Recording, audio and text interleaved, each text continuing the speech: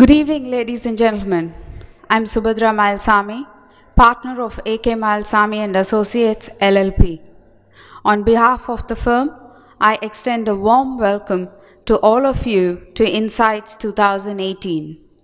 A very special thanks to the distinguished panel of experts who have taken time off from their busy schedule to be with us today.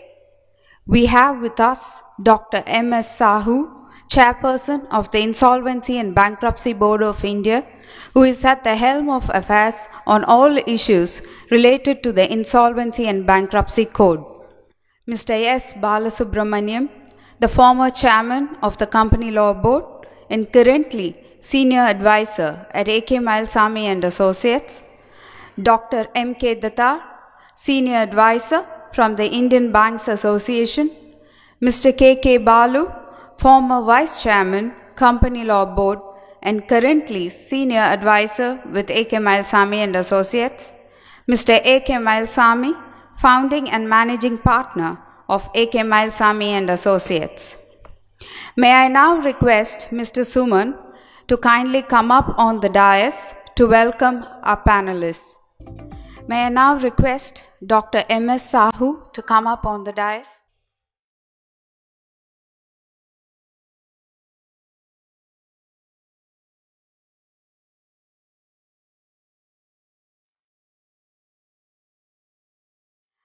Mr. S. Balasubramanian.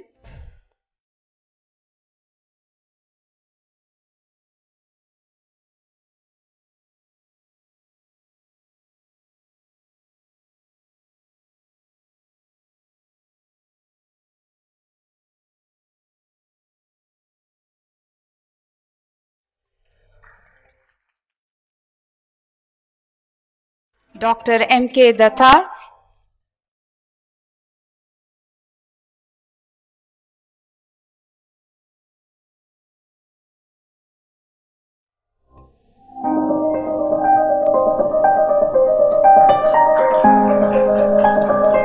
Mr. K.K. Balu.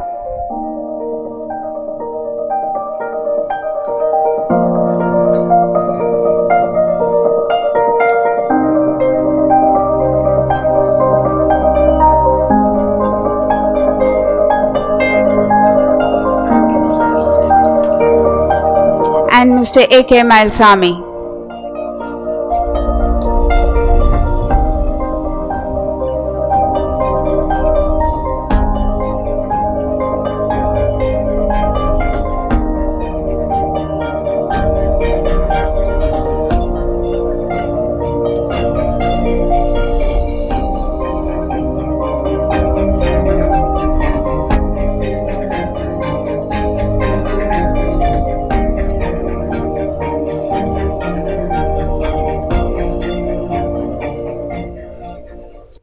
The firm, founded by Mr. A.K. Mailsamy, who has a track record of over 5 decades in legal practice, offers a comprehensive range of legal services with a focus on corporate law.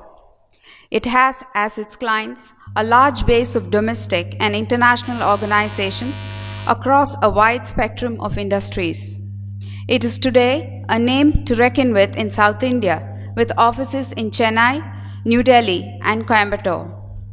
Its success is driven by a strict adherence to its core values of operational excellence, integrity in all its dealings, and constant updation of knowledge and skill sets. The firm's reputation is guided by its ability to build and sustain long-term relationship with clients by constantly adding value to their operations. This in turn is made possible through a large team of professional and highly committed resources with access to an exhaustive range of knowledge sources, providing clients with well-reasoned and holistic solutions. An integral component of value addition is the ability to proactively scan the environment and evaluate the implications of an ever-changing legal framework and legislation. Some of these can profoundly impact corporate performance, requiring a recast of strategies, to stay relevant and maintain competitive advantage. A very relevant example of such changes to legislation is the Insolvency and Bankruptcy Code IBC 2016. Hailed as the biggest reform in India after GST, it seeks to consolidate the existing framework by creating a single law for insolvency and bankruptcy. It provides a time-bound roadmap to deal with distressed or failed businesses and makes the process of doing business a much less cumbersome and complicated process. The changes brought about by IBC on the way business is currently carried out in India is profound with long-term implications. We therefore deemed fit to dedicate Insights 2018 entirely to this topic. Issues arising out of the code would be discussed in all its aspects and its future bearing on enterprises evaluated by all those affected by the legislation. Insights will be an annual event planned, conceptualized and presented by A.K. Mailsamy and Associates. The structure of future versions of Insights envisages the selection of a topic relevant to concerned publics and provides a platform for knowledge updation, discussion and debate on various facets with participation from experts in the field. This evening's program on the theme of the IBC Code Way Forward comprises of two parts. The first part being the formal launch of ibccases.com, a knowledge base which covers brief, incisive summaries of judgments delivered by various courts related to interpretation of this law. The knowledge base has been developed in-house by a dedicated team of legal resources who also constantly update the contents to keep it contemporary. The second part, an interactive panel discussion on current issues related to the legislation. Being a relatively new law, it is still work in process in many ways, and there will be queries on issues of interpretation and practical on-ground difficulties being faced in its implementation.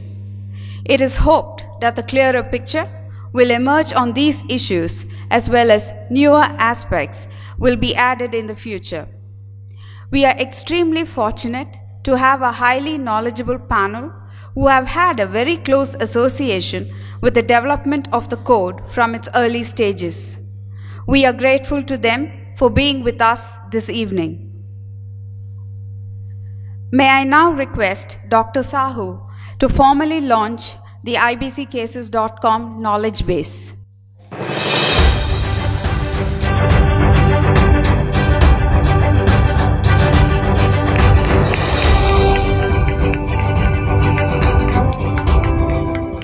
My dear friends of insolvency and bankruptcy, ladies and gentlemen, I am extremely pleased to be here thanks to Mr. Suman. Today we have about 700 corporate insolvency resolution processes going on. We have 3 insolvency professional agencies, 1700 insolvency professionals, 1 information utility, about 12 benches of NCLT, and everything working in harmony. And so far we think we have realized a lot of gain has already accrued from these reforms and the world has recognized it. If I cite some of the things in one such thing, NCLT says that if you do not implement the IBC, we remain where we are. Perhaps we will go down further and we can't wish away the mandate of this nation come through parliament. Emphasizing the spirit of this law and Honorable Supreme Court in the matter of innovative, very fast long order, it stated that probably we could have disposed of this matter by a short order, but we think necessary to give a detailed order just to tell the world that there is a paradigm shift in law. Case laws are very important, at least for the professionals, and I compliment AKM for doing this service in the interest of the insolvency and bankruptcy regime. In fact, there is a saying that in Sanskrit that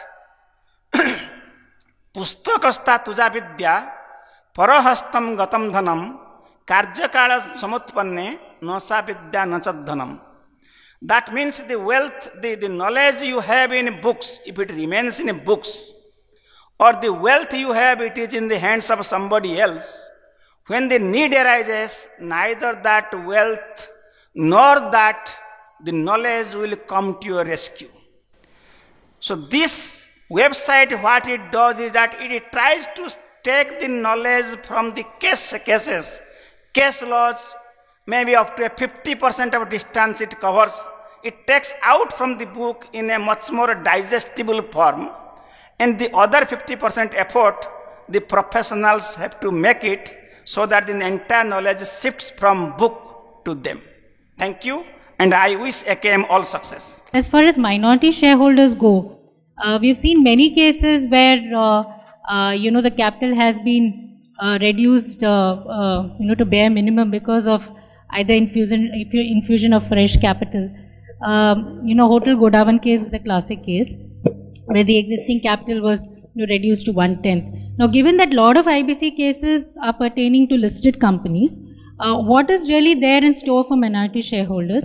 Is there any specific provision in the IBC code which directs as to how this has to be, gone about in terms of fresh infusion or fresh issue of shares?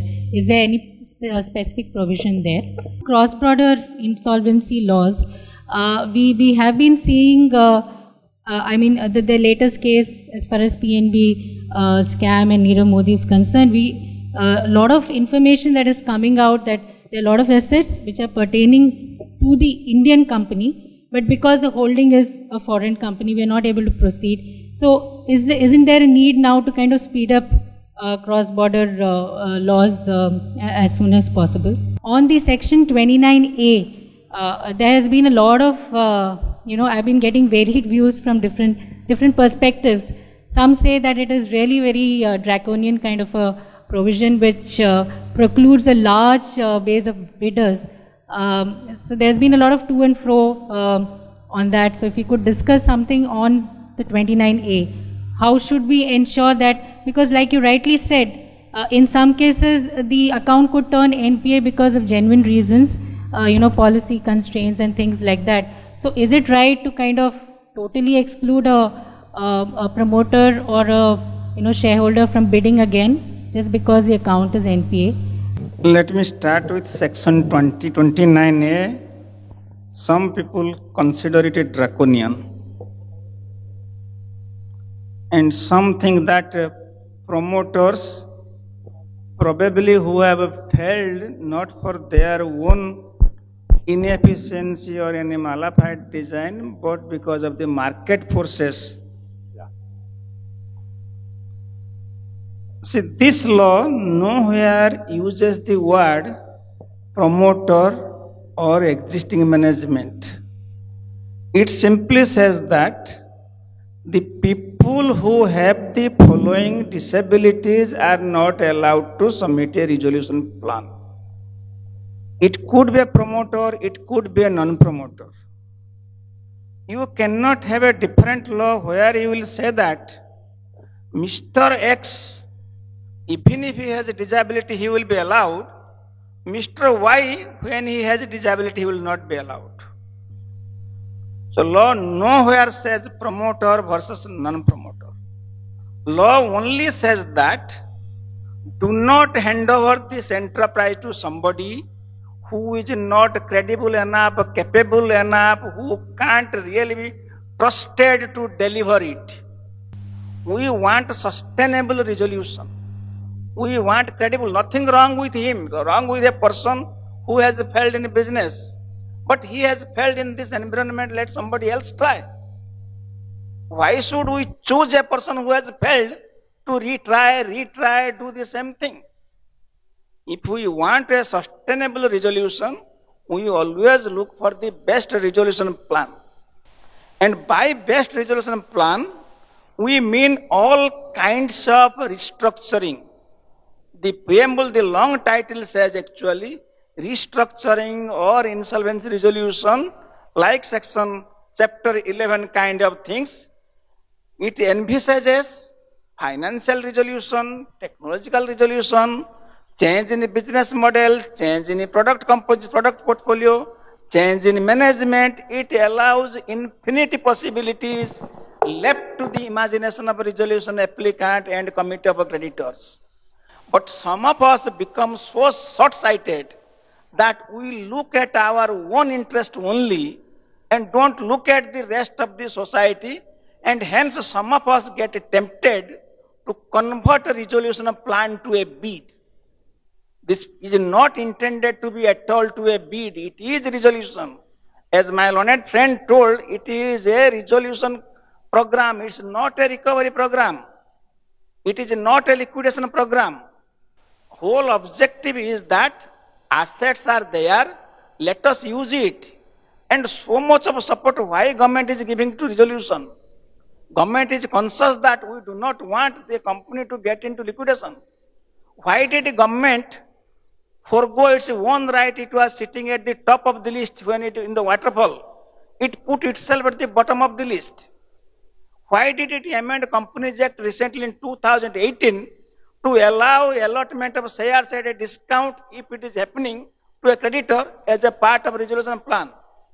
Why does it forgo the tax on minimum alternate tax on book profits to the extent of unobserved depreciation and carry forward losses are there? And so many other things, RBI, SEBI, everybody is doing, everybody wants. We want resolution. We do not want somebody to take his pound of flesh and run away. Vis-a-vis recovery, it is a collective effort. We want, it is a committee of creditors is a trustee today, like board of directors was yesterday. Objective is resolution, it is not recovery. And objective is value maximization of the assets.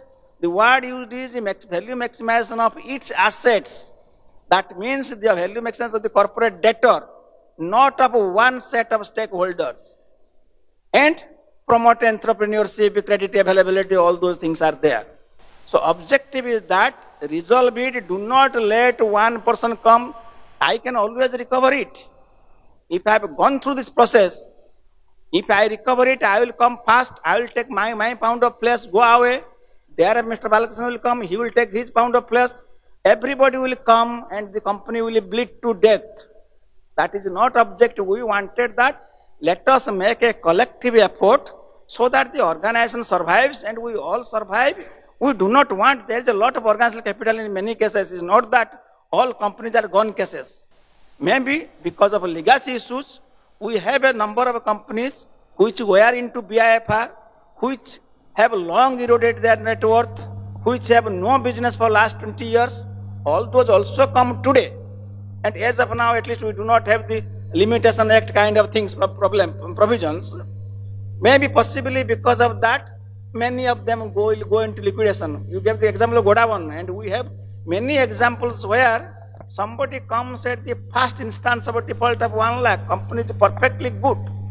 The objective of this law is that start the process early.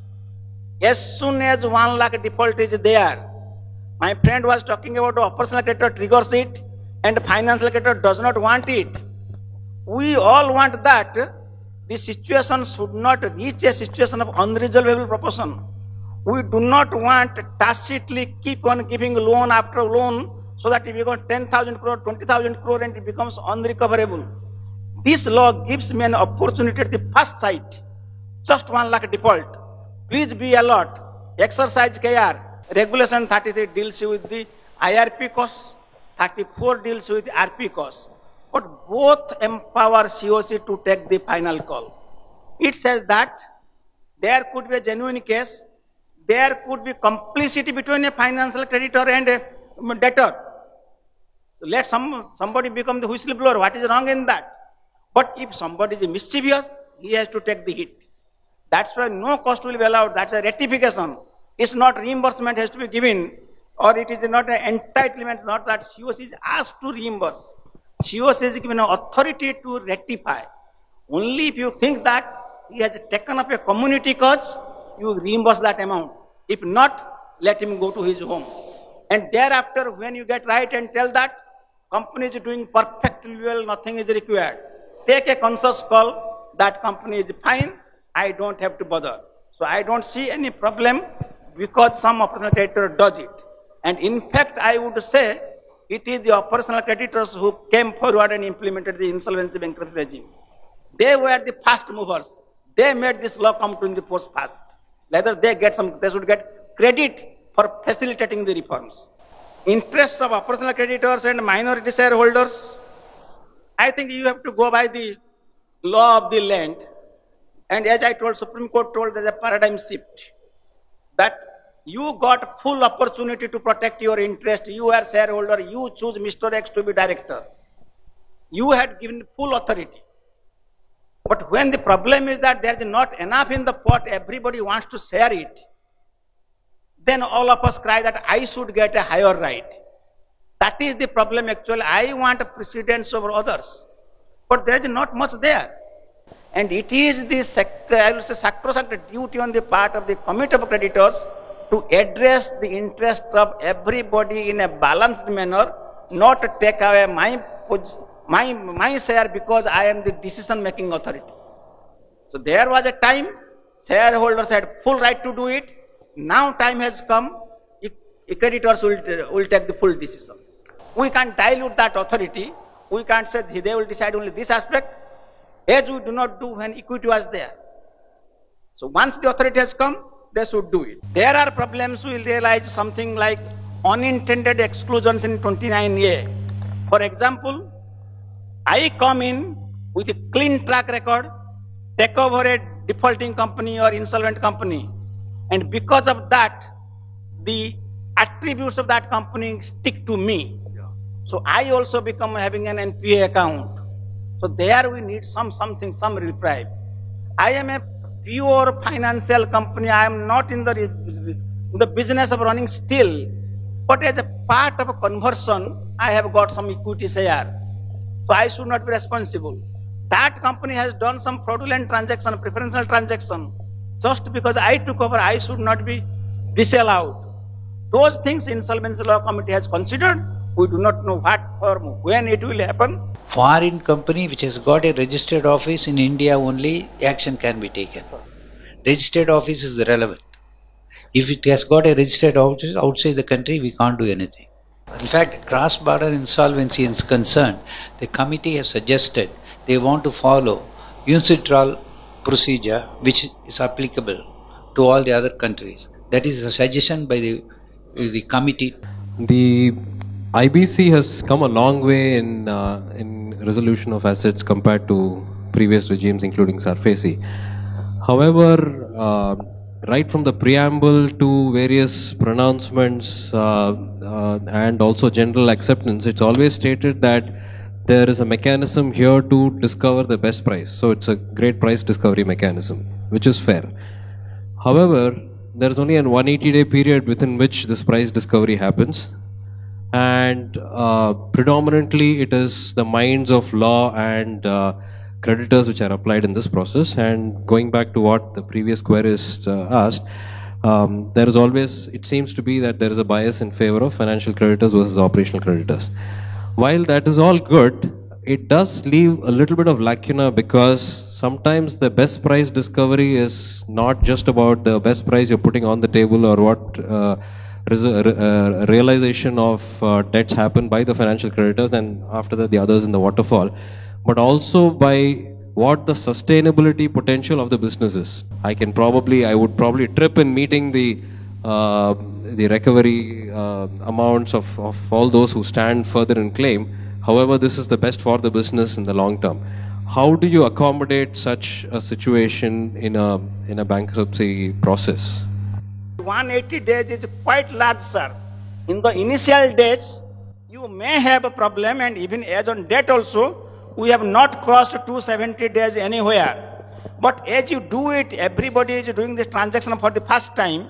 But those who have already done one transaction, either a committee of a creditor or a resolution applicant or a resolution professional, next transaction they do is much faster. They themselves are coming and telling that actually in many cases we do not need 180 days. And when we talk about 180, 270, all these days, it has to be seen in relation to the size of the company. Many companies can be resolved and it is done elsewhere also. It can be done in 5 days, 10 days, 90 days is more than enough. So we can't be having as with the risk that you take the longer time, you are killing the company. Effort should be made to bring the timeline. I usually give the example. 20 years ago, a company secretary was registering that 60 days is too short a time to transfer shares. How do I have a transfer committee, board members will come? They registered. But now, 60 seconds is too long to if you do not transfer a share. We must move with that speed, with the kind of technology available, artificial intelligence available. Why do we need that much time? Countries abroad have a pre-pack arrangement. Why can't we have that? But we have not allowed that right now in the code. It is a matter of time only, but we have to move faster as we do the first round of things. See, the point is, the law is being evolved. It's only 2 years old. So, more the difficulty we face, more the hurdles we face, all will come up before perhaps the legislators. Yes, see, out of this survey says, there are about 400 out of 442 cases of accounts being referred to the adjudicating authority. About 1/4 cases, about 117 cases, it has crossed 180 days already. So now there's a great pressure on the part of NCLT or appellate tribunal to ensure, otherwise there is no other go. Statutorily, those accounts have to go for liquidation. So, as you all feel, this is a 2 years old baby. We have creditor's point of view, NCLT point of view, insolvency professional point of view, lot of problems, lot of, hurdles. So, all which we face, naturally perhaps, this is the forum like this. We try to evolve, try to understand, so that we can go back. When does the director become liable for the liable in case of any shortfall in the realization of the asset? Section 66 of the IBC, it says, if there is any transaction intent to defraud the creditors, then the directors who were responsible for taking the decision, they are liable to contribute. Whenever we talk of contribution arises only when you quantify what is the shortfall. When the shortfall is quantified, shortfall can be quantified only after the NCLT approves your resolution plan. Once the resolution plan is approved, if there is any shortfall, assuming the directors are asked to contribute, to whom will the money go? Whether it will go to the creditor, the financial institution, or the resolution applicant who has become successful. According to me, Section 66 cannot be invoked during the resolution process. It can definitely be invoked during liquidation, because liquidation, when you do the liquidation, you know what is the shortfall. You have the quantum before you, available before you. You can always ask the directors to contribute. In case, during the resolution process, unfortunately, according to me, Mr. Sahu may have a different view, but according to me, whatever provisions are applicable in case of liquidation, they have been unnecessarily brought into the provision related to resolution also. Once there are a number of judgments, English judgments are there. Once in a resolution plan, creditors have accepted certain haircut, they can never go against anybody else afterwards. That's a settled law. Because consciously you agreed to accept a haircut. Having done that, you cannot ask another person to contribute to whatever the shortfall is there. Liquidation, yes. Liquidation is perfectly correct. Because you know you have done something wrong. You have to contribute because I know what is the quantum of shortfall. You have to contribute. But during the resolution process, I don't think the section is applicable at all. The underlying thread in many of these questions was on maximization of value of the corporate debtors. Do you have something to share on that? When we look at current NPA situation, the economic survey had talked about twin balance sheet problem. The NPAs which are on the balance sheet of banks, similarly we can see its reflection in corporate balance sheet because they have borrowed too much, something which they can't service. This situation could develop in the past for a variety of reasons. And one can say with reasonable certainty that if an arrangement like IBC was prevailing at that point of time, then perhaps the kind of overborrowing and bankers were very exuberant about the business prospects, and they have participated in the debt-funded expansion. It could have been avoided, because there would always be the possibility that somebody in the system could invoke the IBC provisions. IBC has amended 10 enactments. Section 245 to 255 contemplates amendment of 10 enactments.